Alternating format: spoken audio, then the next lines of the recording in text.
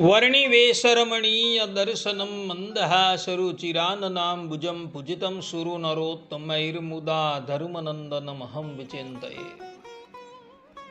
અસતોમા ષડ્ગમય તમસોમા જ્યોતિર્ગમય મૃત્યુર્મા અમૃતમ ગમય. ઓમ શાંતિ શાંતિ શાંતિ. અસ્મદ્ગુરુ સમારંભામ નાથ યામૂન મધ્યમામ લક્ષ્મી વલ્લભ પર્યંતામ વંદે ગુરુ પરંપરા. આજની જ્ઞાન સભાની અંદર પધારનારા બધા જ ભગવદ ભક્તોને વેદાંતાચાર્ય, પુરાણ ઇતિહાસાચાર્ય, એમ.એ. ફિલોસોફી શાસ્ત્રી રાકેશભાઈના હેતપૂર્વક જય સ્વામિનારાયણ. તો ભક્તો, એક ભગવદ ભક્તએ મને જિજ્ઞાસા વૃત્તિથી પ્રશ્ન કર્યો કે શાસ્ત્રીજી, જય સદગુરુ સ્વામી, આ આરતીમાં ત્રીજી કડીમાં 68 તીર્થ ચરણે આ શબ્દ આવે છે. તો આ કડીમાં જે આ 68 તીર્થ ચરણે આ શબ્દ આવે છે, એ 68 તીર્થ કયા, એના પર આપ પ્રકાશ પાડો. આ પ્રમાણે એ ભગવદ ભક્તએ મને જિજ્ઞાસા વૃત્તિથી પ્રશ્ન કર્યો. તો આજે આપણે બધા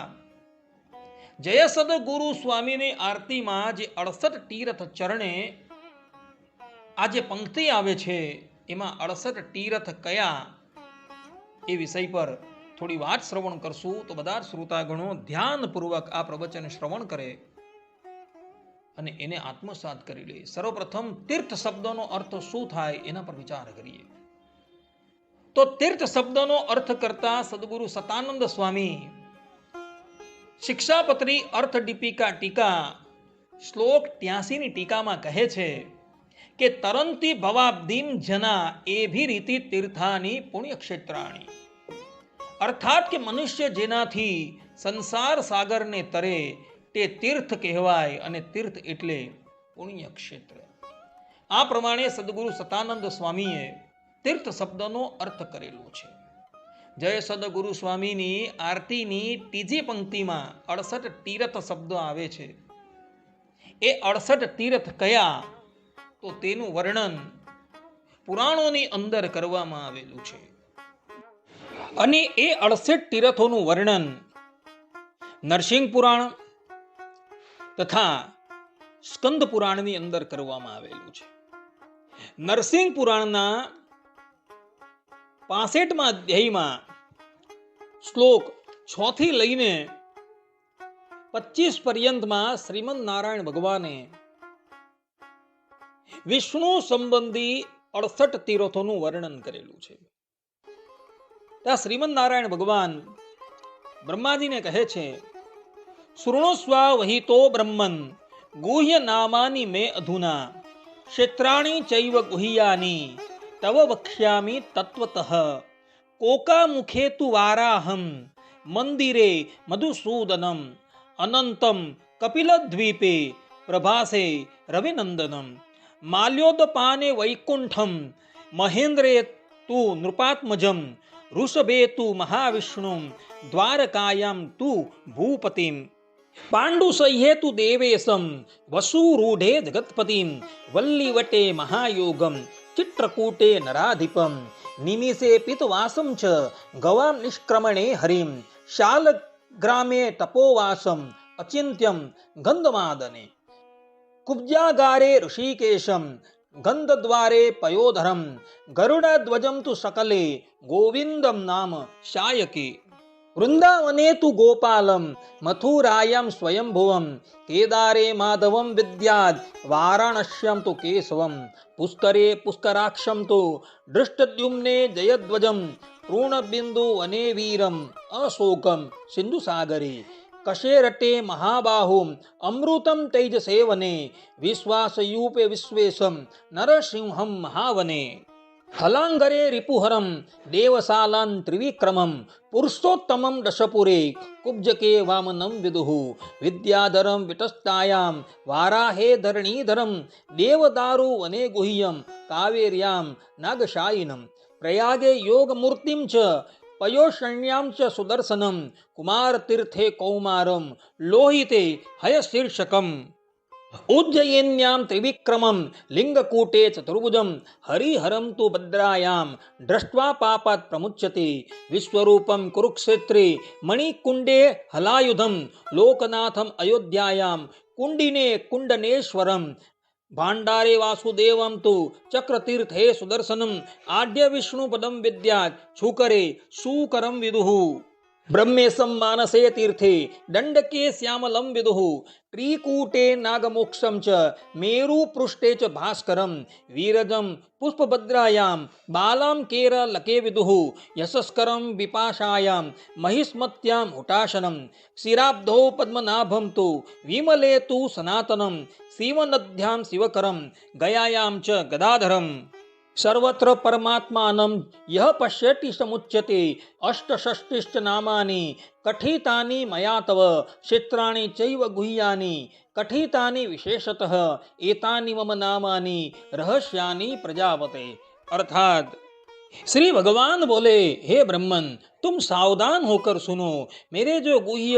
68 नाम और 68 क्षेत्र है उन्हें मैं ठीक ठीक बता रहा हूँ। कोकामुक क्षेत्र में मेरे वारा स्वरूप का, मंदराचल पर मधुसूदन का, कपिल द्वीप में अनंत का, प्रभास क्षेत्र में सूर्य नंदन का, माल्योदपान तीर्थ में भगवान वैकुंठ का, महेंद्र पर्वत पर राजकुमार का, ऋषभ तीर्थ में महाविष्णु का, द्वारका में भूपाल श्री कृष्ण का, पांडुसह्य पर्वत पर देवेश का, वसुरूढ़ तीर्थ में जगतपति का, वल्ली वट में महायोग का, चित्रकूट में राजा राम का, नैमिषारण्य में पीताम्बर का, गौओं के विचरने के स्थान व्रज में हरि का, शालग्राम तीर्थ में तपोवास का, गंधमादन पर्वत पर अचिंत्य परमेश्वर का, कुब्जागार में ऋषिकेश का, गंधद्वार में पयोधर का, सकल तीर्थ में गरुड़ ध्वज का, सायक में गोविंद का, वृंदावन में गोपाल का, मथुरा में स्वयंभू भगवान का, केदार तीर्थ में माधव का, वाराणसी यानी काशी में केशव का, पुष्कर तीर्थ में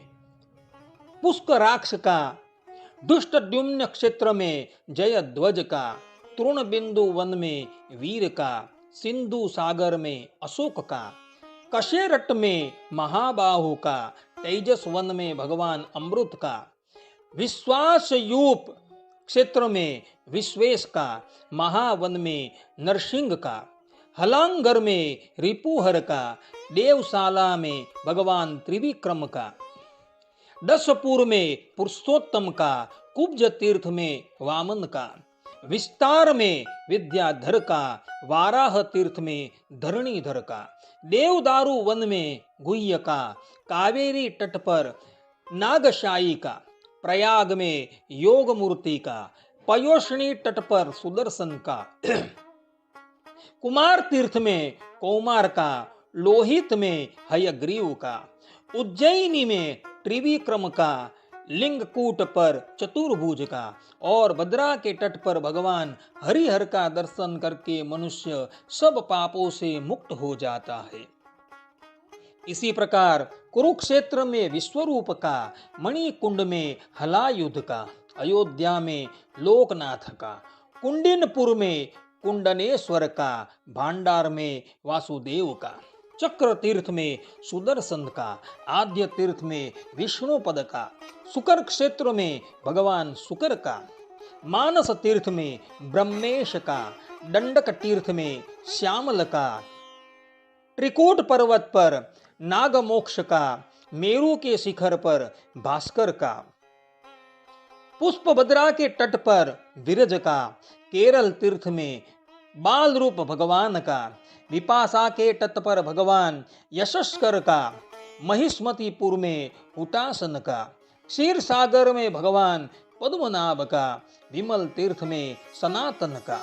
शिव नदी के तट पर भगवान शिव का, गया में गदाधर का और सर्वत्र ही परमात्मा का जो दर्शन करता है वह मुक्त हो जाता है। हे ब्रह्मा जी, ये 68 नाम और तीर्थ हमने तुम्हें बतलाए तथा विशेषतः गुप्त तीर्थ का भी वर्णन किया है। આ પ્રમાણે ભક્તો અહીં શ્રીમદ નારાયણ ભગવાને પોતાના સ્વમુખે પોતાના 68 તીર્થોના નામ કહેલા છે. નરસિંહ પુરાણમાં 65મા અધ્યાયની અંદર શ્રીમદ નારાયણ ભગવાને પોતાના સ્વમુખે વિષ્ણુ સંબંધી જે 68 તીર્થો છે તેના નામ કહેલા છે. હવે શિવ સંબંધી 68 તીર્થો એ સ્કંદ પુરાણની અંદર જોવા મળે છે. સ્કંદ પુરાણ નાગરખંડ અધ્યાય 109 શ્લોક 5 થી લઈને 22 પર્યંતમાં ભગવાન શંકરે દેવી પાર્વતીને પોતાના 68 તીર્થોનું વર્ણન કરેલું છે. ભગવાન શંકર દેવી પાર્વતીને કહે છે કે વારાણસ્યમ મહાદેવમ પ્રયાગે ચ મહેશ્વરમ નૈમિષે દેવદેવમ ચ ગયાયામ પ્રપિતામહમ કુરુક્ષેત્રે વિદુષ્ઠાણુમ પ્રભાષે શશિશેખરમ પુષ્કરે તુ યજાગંધિમ વિશ્વમ વિશ્વેશ્વરે તથા અટ્ટહાસે મહાનાદમ મહેન્દ્રે ચ મહાવ્રતમ ઉજ્જયન્યા મહાકાલમ મરુકોટે મહોત્કટમ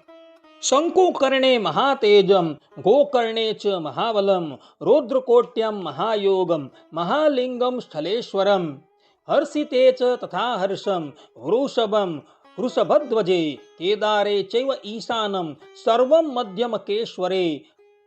સુપર્ણાક્ષમ સહસ્રાક્ષે સુસૂક્ષ્મં કાર્તિકેશ્વરે ભવમ વસ્ત્રાપથે દેવીમ યગ્રમ કન ખલે તથા ભદ્રકર્ણે શિવમ ચૈવ દંડકે દંડિનમ તથા ઉર્ધ્વરેતમ ત્રિદંડાયામ ચંડીસમ કૃમિજાંગલે કૃત્તિવાસમ તથૈકામ્રે છાગલેયે કપર્દિનમ કાલિંજરે નીલકંઠમ શ્રીકંઠમ મંડલેશ્વરે વિજયમ ચૈવ કાશ્મીરે જયંતમ મરુકેશ્વરે હરિશ્ચંદ્રે હરમ ચૈવ પુરશ્ચંદ્રે ચ શંકરમ જટિમ વામેશ્વરે વિદ્યાત સૌમ્યમ વૈ કુકુટેશ્વરે ભૂટેશ્વરમ ભસ્મગાત્રે ઓમકારે અમરકંટકમ ત્ર્યંબકમ ચ ત્રિસંધ્યાયામ વીરજાયામ ત્રિલોચનમ દીપ્તમર્કેશ્વરે જ્ઞેયમ નેપાલે પશુપાલકમ યમલિંગમ ચ દુષ્કર્ણે કપાલી કરવીરકે જાગેશ્વરે ત્રિશૂલી ચ શ્રીશૈલે ત્રિપુરાંતકમ રોહણમ તુ અયોધ્યાયામ પાટાલે હાટકેશ્વરમ કારોહણે નકુલીસમ દેવી કાયમ ઉમાપતિમ ભૈરવે ભૈરવાકારમ અમરમ પૂર્વસાગરે સપ્ત ગોદાવરે ભીમમ સ્વયંભૂર્નિર્મલેશ્વરે કર્ણિકારે ગણાધ્યક્ષમ કૈલાસે તુ ગણાધિપમ ગંગાદ્વારે હિમસ્થાનમ જલલિંગે જલપ્રિયમ અનલમ વાડવેગ્નૌ ચ ભીમમ બદ્રિકાશ્રમે શ્રેષ્ઠે કોટીશ્વરમ ચૈવ વારાહમ વિંધ્ય પર્વતે હેમકૂટે વિરૂપાક્ષમ ભૂર્ભુવં ગંધમાદને લિંગેશ્વરે ચ વરદમ લંકાયામ ચ નરાંતકમ અષ્ટષષ્ટિરિયમ દેવી તવાખ્યાતા વિશેષતઃ અર્થાત हे देवी, काशी में महादेव अर्थात विश्वनाथ, प्रयाग में महेश्वर, नैमिषारण्य में देवदेव, गया में प्रपितामह ब्रह्मा, कुरुक्षेत्र में स्थाणु, प्रभास में शशिशेखर, पुष्कर में अजागंधी, विश्वेश्वर में विश्व,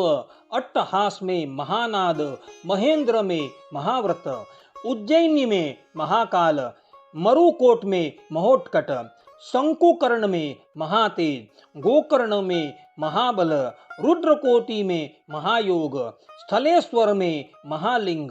हर्षित में हर्ष, वृषभध्वज में वृषभ, केदार में ईशान, मध्यमकेश्वर में सर्व, सुपर्ण में सहस्त्रांशु, कार्तिकेश्वर में सुसूक्ष्म, वस्त्रापथ में भव, कनखल में उग्र, भद्रकर्ण में शिव, दंडक में दंडिन,